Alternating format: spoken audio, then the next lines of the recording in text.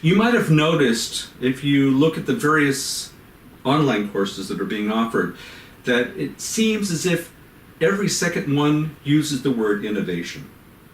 And because I struggle myself with a definition for this term, I view some of these courses, get a general idea in which direction they're going in. And one of the courses I just watched recently made the following statement, that innovation is not natural and it's not easy. And I was a bit taken aback by that statement, and I felt that it was almost like eating a marshmallow that might fill you up, but it offers no nutrition.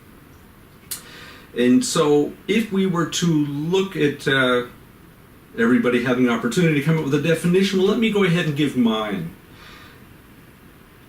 If we follow standard paths and we do something different and we're able to go ahead and be successful, I consider that to be innovation. Very simple definition. Doesn't necessarily mean that you're being unique, but you're doing something different from that of what was actually done before. It could be small, it could be large. And then if we agree that's a good basis for moving on with this conversation, then the question is, let's go back to the statement, innovation is not natural and not easy. Let me go ahead and try to dissect that. Let's look at what it's like for small children in doing something different.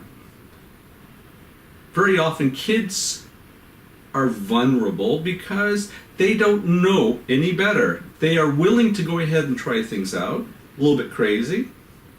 And it's only when we start going to school does this start to change, when we start the conditioning process. And then, of course, much later, we develop a real aversion to risk. And if we're talking about the not easy part, trying to overcome those elements with innovation, yeah, then I'll agree. But if indeed we believe by birth that we're being innovative, then that totally negates that statement that I read earlier. I tend to think there is no template for innovation. And so we need to figure out individually, how do we go back to capture that of what we originally had? Thanks.